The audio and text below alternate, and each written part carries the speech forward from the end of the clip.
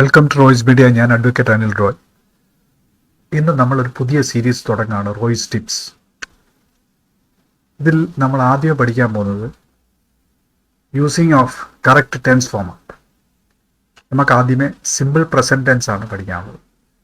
ഓരോ ടെൻസ് നമുക്ക് പഠിക്കാം. സിമ്പിൾ പ്രസൻറ്റ് ടെൻസ് ആണ് നമ്മൾ ഇന്ന് സംസാരിക്കാൻ പോകുന്നത്. സിമ്പിൾ പ്രസൻറ്റ് ടെൻസ് ഫോമാണ് ഉപയോഗിക്കേണ്ടത് എന്നെങ്ങനെ നമ്മൾ മനസ്സിലാക്കും, അതാണ് ഞാൻ ഇന്നത്തെ വീഡിയോയിൽ പറയാൻ പോകുന്നത്.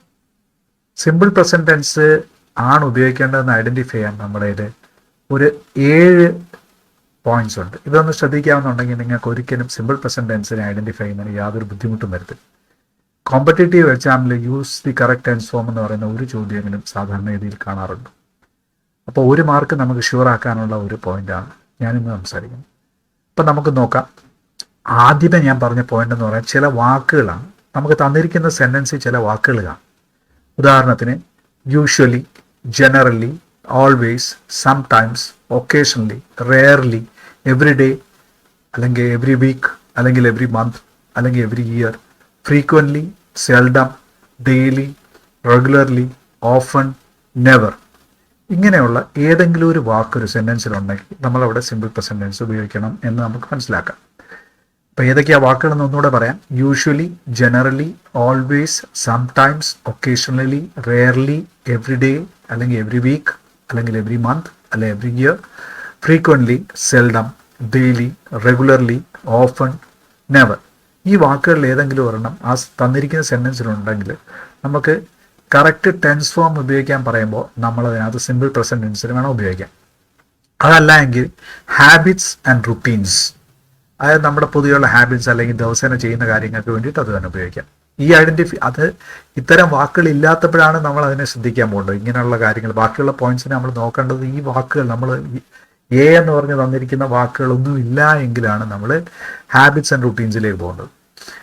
അടുത്തത് നമുക്ക് യൂണിവേഴ്സൽ അല്ലെങ്കിൽ ജനറൽ ട്രൂത്ത്സ് ആൻഡ് ഫാക്ട്സ്, പൊതു സത്യങ്ങൾ അല്ലേ, പൊതുവായ സത്യങ്ങളെ പറ്റി പറയുമ്പോൾ നമുക്ക് സിമ്പിൾ പ്രസൻറ്റ് ടെൻസ് ഉപയോഗിക്കണം.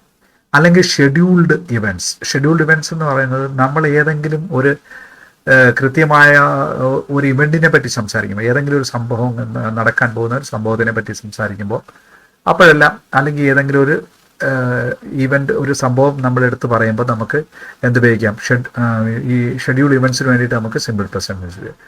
അല്ലെങ്കിൽ പെർമനൻറ്റ് സ്റ്റേറ്റ്സ്, അവസ്ഥകളെ സൂചിപ്പിക്കുമ്പോൾ അതിനും നമുക്ക് എന്ത് ഉപയോഗിക്കാം, simple present tense. Opinions and belief, നമ്മളുടെ അഭിപ്രായങ്ങളും നമ്മുടെ വിശ്വാസങ്ങളെ പറ്റിയൊക്കെ പറയുമ്പോഴും നമ്മൾ സിമ്പിൾ പ്രസൻറ്റ് ടെൻസ് ഉപയോഗിക്കും. ഇഡിയംസ് ആൻഡ് പ്രൊവേഴ്സ്, അതായത് പഴഞ്ചൊല്ലുകളെ പറ്റി പറയുമ്പോഴും സാധാരണഗതിയിൽ നമ്മൾ ഉപയോഗിക്കുന്ന സിമ്പിൾ പ്രസൻറ്റ് ടെൻസ് ആണ്. മറ്റു ടെൻസുകൾ ഉപയോഗിക്കാറുണ്ട്, എങ്കിലും പൊതുവേ നമ്മൾ ഉപയോഗിക്കുന്ന സിമ്പിൾ പ്രസൻറ്റ് ടെൻസ് ആണ്. അപ്പോൾ ഈ 7 കാര്യങ്ങളിലാണ് നമ്മൾ സിമ്പിൾ പ്രസൻറ്റ് ടെൻസിന് ഉപയോഗിക്കുന്നത്.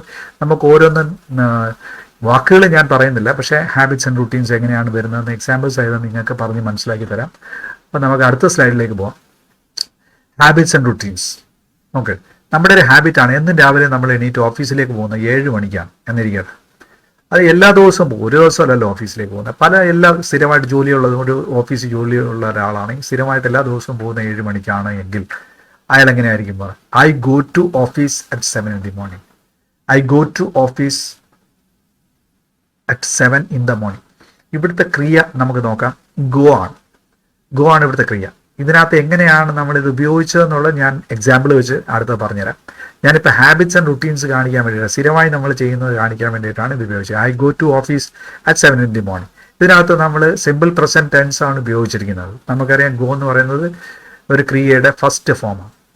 അടുത്ത നോക്കി, universal truth and fact. Sun rises in the east, സൂര്യൻ കിഴക്കുദിക്കുന്നു. ഒരു പൊതുവായ സത്യമാണ്, നമുക്കറിയാം. Sun rises in the east എന്ന് പറയുന്നത് ഈസ്റ്റിലെ സൺറൈസ് ചെയ്യുള്ളൂ, ശരിയല്ലേ? അപ്പോൾ sun rises in the east എന്ന് പറയുന്നത് യൂണിവേഴ്സൽ ട്രൂത്ത് അല്ലെങ്കിൽ ഫാക്റ്റ് ആണ്. അങ്ങനെയുള്ള കാര്യത്തിന് വേണ്ടിയിട്ട് സിമ്പിൾ പ്രസൻറ്റ് ടെൻസ് നമുക്ക് ഉപയോഗിക്കാം. അടുത്തായിട്ട് scheduled events.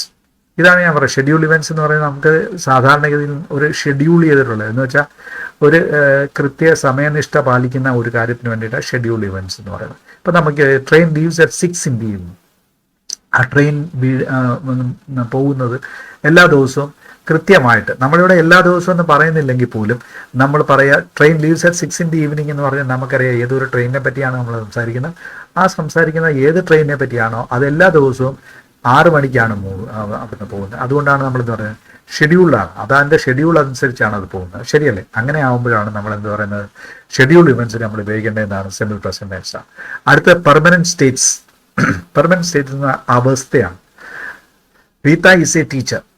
Reetha is a teacher. Reetha is a teacher എന്നാൽ ഇന്ന് ടീച്ചറാണ്, നാളെ വേറെ എന്തെങ്കിലും ആയിരിക്കത്തില്ല. അതൊരവസ്ഥയാണ്. ടീച്ചർ എന്ന് പറയുന്ന ഒരു അവസ്ഥയാണ്. ശരിയല്ലേ? അവരെന്നും ടീച്ചർ തന്നെയായിരിക്കും. അപ്പോൾ അങ്ങനെയുള്ള അവസ്ഥകളെ കാണിക്കാൻ വേണ്ടിയിട്ട് നമുക്ക് എന്ത് ഉപയോഗിക്കാം, പെർമനന്റ് സ്റ്റേറ്റ്സിന് വേണ്ടി എന്ത് ഉപയോഗിക്കാം, സിമ്പിൾ പ്രസന്റ് ടെൻസ് ഉപയോഗിക്കാം. അടുത്ത ഒപ്പീനിയൻസ് ആൻഡ് ബിലീഫ്സ്. നമ്മുടെ അഭിപ്രായങ്ങളും നമ്മുടെ വിശ്വാസങ്ങളെയും കാണിക്കാം. നോക്കുക, ഹരി ബിലീവ്സ് ഇൻ ഗോഡ്. അയാൾ ദൈവത്തിൽ വിശ്വസിക്കുന്നു. ശരിയല്ലേ? ഒരു ബിലീഫാണ്. I don't think the fruits are good. ഞാൻ അഭിപ്രായം പറയാമോ, എനിക്ക് തോന്നുന്നില്ല ആ ഫ്രൂട്ട്സ് അത്ര നല്ലതാണെന്ന്. ശരിയല്ലേ? ഒരു അഭിപ്രായം പറഞ്ഞാൽ I don't think the fruits are good. അപ്പോൾ ഇവിടെയെല്ലാം നമ്മൾ ഉപയോഗിച്ചത് സിമ്പിൾ പ്രസന്റ് ടെൻസ്. അത് കഴിഞ്ഞാൽ idioms and proverbs. Okay, slow and steady wins the race. അപ്പോൾ slow and steady wins the race എന്ന് പറയുന്നത് ഒരു പ്രോവേർബാണ്. അപ്പോൾ ആ പ്രോവേർബിനകത്ത് നമ്മൾ നോക്കിയാൽ slow and steady wins the race എന്ന് പറയുന്നത് വിൻസ് ദി റേസ് എന്ന് പറയുമ്പോൾ വിൻസ് എന്ന് പറയുന്നത് സിമ്പിൾ പ്രസന്റ് ടെൻസ് ആണ്. അപ്പോൾ നമുക്കറിയാം ഈ പറഞ്ഞിരിക്കുന്ന എല്ലാത്തിനകത്തും ഏതൊക്കെയാണ്, അതായത് habits and routines, universal truths and facts, scheduled events, permanent states, opinions and beliefs, idioms and proverbs, ഇതിനകത്തെല്ലാം നമ്മൾ ഉപയോഗിച്ചിരിക്കുന്നത് സിമ്പിൾ പ്രസന്റ് ടെൻസ്. അതുപോലെ തന്നെ നമ്മൾ പറഞ്ഞു ഈ വാക്കുകളിൽ ഏതെങ്കിലും ഒരു സെന്റൻസിനകത്ത് വരികയാണെങ്കിൽ നമ്മൾ ഉപയോഗിക്കേണ്ടതാണ് സിമ്പിൾ പ്രസന്റ് ടെൻസ്. ശരിയല്ലേ? ഇനി അടുത്തായിട്ട് നമുക്ക് എക്സാമ്പിൾസ് വെച്ച് പഠിക്കുമ്പോൾ നിങ്ങൾക്ക് കറക്റ്റായിട്ട് കാര്യങ്ങൾ മനസ്സിലാവും. ഇപ്പം നോക്കുക, I usually dash go for a walk in the evening. Use the correct tense form ആണ്. I usually dash go for a walk in the evening. നമുക്കറിയാം ഇവിടെ യൂഷ്വലി എന്ന് പറയുന്ന വേർഡ് വന്നു. കണ്ടോ? യൂഷ്വലി എന്ന് പറയുന്ന വേർഡ് വന്നപ്പോൾ നമുക്കറിയാം അതിനകത്ത് ഉപയോഗിക്കേണ്ട സിമ്പിൾ പ്രസന്റ് ടെൻസ് ആണ്.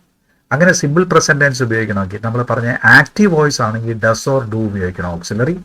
പാസീവ് വോയിസ് ആണെങ്കിൽ is, am, are plus past participle ഉപയോഗിക്കണം. ഇത് രണ്ടിലേതെങ്കിലുമാണ് കണ്ടീഷൻ വരുന്നത്.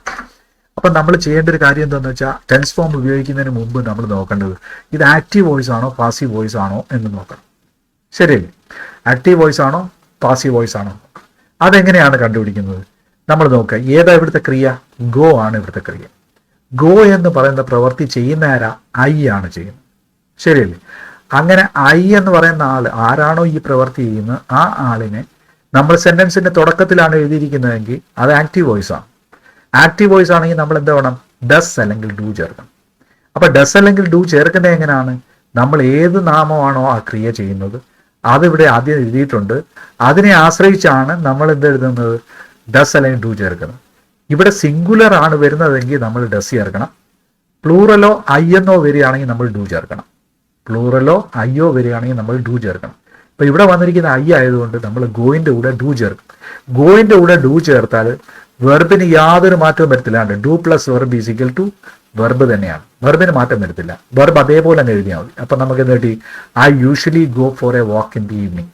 ഉത്തരം ഏതാണ്? എ ആണ്, ഗോ. ശരിയല്ലേ? അടുത്ത നമുക്ക് നോക്കാം സിമ്പിൾ പ്രസന്റ് ടെൻസിന്റെ തന്നെ നമ്മൾ അടുത്ത ഒരു എക്സാമ്പിൾ നോക്കുക. She B A teacher. നമുക്കറിയാം ഷീ ബി എ ടീച്ചർ എന്നാണ്, അവൾ ഒരു ടീച്ചറാണ് എന്നാണ് നമ്മൾ പറയാൻ ഉദ്ദേശിക്കുന്നത്. ശരിയല്ലേ? അതൊരു സ്റ്റേറ്റാണ്. ശരിയല്ലേ? ഒരു പെർമനന്റ് സ്റ്റേറ്റാണ്. ഇന്ന് അവർ ടീച്ചറാണ്, നാളെ അവർ വേറെ എന്തെങ്കിലും ആകത്തില്ല, നാളെ അവർ ടീച്ചർ തന്നെയായിരിക്കും. അപ്പൊ അങ്ങനെയുള്ള ഒരു സ്റ്റേറ്റ്, പെർമനന്റ് സ്റ്റേറ്റിനെ പറയുമ്പോഴും നമ്മൾ ഉപയോഗിക്കേണ്ട സിമ്പിൾ പ്രസന്റ് ടെൻസ് ആണ്. പക്ഷെ നമ്മൾ കണ്ടുപിടിക്കേണ്ടത് എന്താണ്? ആക്റ്റീവ് ആണോ പാസീവ് ആണോ എന്ന് കണ്ടുപിടിക്കാം. അപ്പൊ അതെങ്ങനെയാണ് കണ്ടുപിടിക്കുന്നത്? വെർബ് ബി ആണ് ഇവിടെ എടുത്തിരിക്കുന്നത്. ബി എന്ന് പറയുന്ന ചെയ്യുന്ന ആരാണ്? ഷീ ആണ്, അവളാണ്. ആരാണ് അതാവുന്നത്? അവളാണ് ടീച്ചറായിരിക്കുന്നത്. ശരിയല്ലേ? അപ്പൊ ഷീ ഇതൊരു ആക്റ്റീവ് വോയിസ് ആണ്. ആക്റ്റീവ് ആകുമ്പോൾ നമ്മൾ എന്ത് ചേർക്കണം? സിംഗുലർ ആണെങ്കിൽ ഡസ് ചേർക്കണം. പ്ലൂറലോ അയ്യോ ആണെങ്കിൽ ഡു ചേർക്കണം. ഇവിടെ നമുക്കറിയാം ഷീ എന്ന് പറയുന്നത് പ്ലൂറൽ അല്ല, ഒരാളിനെ പറ്റിയാണ് പറയുന്നത്. ശരിയല്ലേ? ഇതൊരു പ്രോനൗൺ ആണ്. ശരിയല്ലേ? അപ്പോൾ ആ പ്രോനൗൺ സിംഗുലർ പ്രോനൗൺ ആണ്. അപ്പൊ നമുക്ക് എന്തെടുക്കാം? ഡസ് ചേർക്കണം. ബിയുടെ കൂടെ ഡസ് ചേർക്കാൻ എന്ത് പറ്റും നോക്കിയേ? ബിയുടെ കൂടെ ഡസ് ചേർത്താൽ നമുക്ക് ഈസ് എന്ന് കിട്ടും. ബിയുടെ കൂടെ ഡു ചേർത്താൽ ഒന്നുകിൽ ആം എന്ന് കിട്ടും അല്ലെങ്കിൽ ആർ എന്ന് കിട്ടും. ശരിയല്ലേ? അപ്പൊ ഇവിടെ നമ്മൾ ചേർക്കേണ്ടത് ഷീ ഈസ് എ ടീച്ചർ എന്നാണ്. She is a teacher. കണ്ട? Be plus does is equal to is. അതുകൊണ്ട് നമുക്ക് കിട്ടി ഈസ്. ഉത്തരം എ ആണ്. ശരിയല്ലേ? അടുത്ത നോക്കാം. Hari and Saleem never dash take leave. നോക്കാം. ഇത് നമുക്കറിയാം നെവർ വന്നു. നെവർ എന്ന് പറയുന്ന ഒരു ഇൻഡിക്കേറ്റീവ് വേർഡ് ആണ്. നമുക്കിത് കണ്ടപ്പോൾ തന്നെ മനസ്സിലായി സിമ്പിൾ പ്രസന്റ് ടെൻസ് ആണ് ഉപയോഗിക്കേണ്ടത്. ഇനി നമ്മുടെ പ്രശ്നം എന്താണെന്ന് വെച്ചാൽ ആക്റ്റീവ് വോയിസ് ആണോ പാസീവ് വോയിസ് ആണോ ഉപയോഗിക്കേണ്ടതാണ് കണ്ടുപിടിക്കേണ്ടത്. അപ്പം നമുക്ക് നോക്കാം. Hari and Saleem never take leave. അപ്പൊ ടേക്ക് എന്ന് പറയുന്നതാണ് ഇവിടുത്തെ ക്രിയ. ഈ ടേക്ക് എന്ന് പറയുന്ന ക്രിയ ചെയ്യുന്ന ആരാ? ഹരിയും സലീമുമാണ്. രണ്ടുപേരും ചെയ്യുന്നുണ്ട്. രണ്ടുപേരും ലീവ് എടുക്കത്തില്ല. അവരുടെ പ്രത്യേകതയാണ്. ഒരു ഓഫീസിൽ എല്ലാ ദിവസവും കൃത്യമായിട്ട് വരും. അവരൊരിക്കലും ലീവ് എടുക്കത്തില്ല. Okay, Hari and Saleem never take leave എന്നാണ് ഉദ്ദേശിക്കുന്നത്. അപ്പൊ നമ്മളൊന്ന് ആലോചിച്ച് നോക്കാം. Hari and Saleem never take leave. Okay, അപ്പൊ ഇവിടെ നമ്മുടെ ടേക്ക് എന്ന് പറയുന്ന ക്രിയ ചെയ്യുന്ന ആരാ? ഹരിയും ചെയ്യുന്നുണ്ട്, സലീമും ചെയ്യുന്നുണ്ട്. ഇവർ രണ്ടുപേരുമാണ് ചെയ്തിരിക്കുന്നത്. എഴുതിയിരിക്കുന്ന ഏത് ഭാഗത്താണ്? സെന്റൻസിന്റെ തുടക്കത്തിലാണ്. അതുകൊണ്ട് നമുക്കറിയാം ആക്റ്റീവ് വോയിസ് ആണ്. ആക്റ്റീവ് വോയിസ് ആണെങ്കിൽ നമുക്കറിയാം ഏകവചനത്തിൽ ഡസ് ചേർക്കണം, ബഹുവചനത്തിൽ ഡു ചേർക്കണം. ഇവിടെ നമ്മൾ നോക്കിയാൽ ഹരിയും ഉണ്ട് സലീമും ഉണ്ട്. അപ്പൊ രണ്ടുപേരുണ്ട്. രണ്ടുപേരുണ്ടെങ്കിൽ അതെന്തായിരിക്കും? പ്ലൂറൽ ആയിരിക്കും. അങ്ങനെയാണെങ്കിൽ നമ്മൾ എന്ത് ചേർക്കണം? ഡു ചേർക്കണം. അപ്പൊ ടേക്കിന്റെ കൂടെ ഡു ചേർക്കുമ്പോൾ നമുക്ക് എന്ത് കിട്ടും? ടേക്ക് തന്നെ കിട്ടും. അപ്പൊ ഇതിന് ഉത്തരം ഏതാണ്? Take. Hari and Saleem never take leave. ശരിയല്ലേ? അടുത്ത നോക്കാം. അടുത്ത സെന്റൻസ് സിമ്പിൾ പ്രസന്റ് ടെൻസ് ആക്കാനുള്ളതാണ്. നമുക്ക് നോക്കാം. Use the correct tense form ആണ് നമ്മൾ ചെയ്യാൻ പോകുന്നത്. ചോദ്യം ഇതാണ്: the train always dash run late. അപ്പൊ നമുക്കൊന്ന് ആലോചിച്ച് നോക്കാം. റൺ എന്ന് പറയുന്നത് ആണ് ഇവിടുത്തെ വെർബ്. ചെയ്യുന്ന ആരാ? ദ ട്രെയിൻസ് ആണ്, അല്ലേ? ട്രെയിൻസ് ആണ്, ബഹുവചനമാണ്. ദി ട്രെയിൻസ് ആണ്. അപ്പൊ ആ ക്രിയ ചെയ്യുന്ന ആളിനെ നമ്മൾ സെന്റൻസിന്റെ തുടക്കത്തിലാണ് എഴുതിയിരിക്കുന്നത്. അതുകൊണ്ട് നമുക്ക് മനസ്സിലായത് ആക്റ്റീവ് വോയിസ് ആണ്. സിമ്പിൾ പ്രസന്റ്, അതായത് സിംഗുലർ ആണെങ്കിൽ നമ്മൾ ഡസ് ചേർക്കണം, പ്ലൂറൽ ആണെങ്കിൽ നമ്മൾ ഡു ചേർക്കണം. ട്രെയിൻസ് എന്ന് പറയാൻ പ്ലൂറലാണ്, ഡു ചേർത്താൽ മതി. റണ്ണിന്റെ കൂടെ ഡു ചേർക്കുമ്പോൾ നമുക്ക് എന്ത് തന്നെ കിട്ടും? അതേ വെർബ് തന്നെ കിട്ടും. Do plus verb is equal to വെർബാണ്. ശരിയല്ലേ? അപ്പൊ നമുക്ക് ഇവിടെ എന്ത് എഴുതാം? The trains always run late. ശരിയല്ലേ? The train always run late. Okay, അടുത്ത നമുക്ക് നോക്കാം. അടുത്ത ചോദ്യം നോക്കാം. Use the correct tense form തന്നെയാണ്. Football dash play in this ground every evening. അപ്പൊ എവരി ഉള്ളത് കൊണ്ട് തന്നെ നമുക്ക് മനസ്സിലായി ഇത് സിമ്പിൾ പ്രസന്റ് ടെൻസ് ആണ് ഇവിടെ ചേർക്കേണ്ടത്. ഇനിയുള്ള പ്രശ്നം എന്ന് പറഞ്ഞാൽ ആക്റ്റീവ് ആണോ പാസീവ് ആണോ എന്ന് കണ്ടുപിടിച്ചാൽ മതി.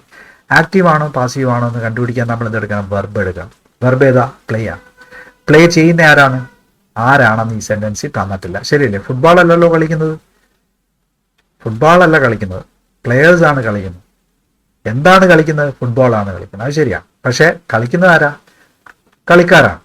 എന്ന് ആ കളിക്കാരുടെ കാര്യം ഇതിനകത്ത് പറഞ്ഞിട്ടില്ല. അപ്പൊ നമ്മൾ പറഞ്ഞ എന്താണെന്ന് വെച്ചാൽ, ക്രിയ ചെയ്യുന്ന ആളിന്റെ പേര് ആദ്യമേ എഴുതാതിരിക്കുകയോ അല്ലെങ്കിൽ ആ സെന്റൻസിൽ ഇല്ലാതിരിക്കുകയോ ചെയ്യുകയാണെങ്കിൽ അത് പാസീവ് വോയിസ് ആയിരിക്കും.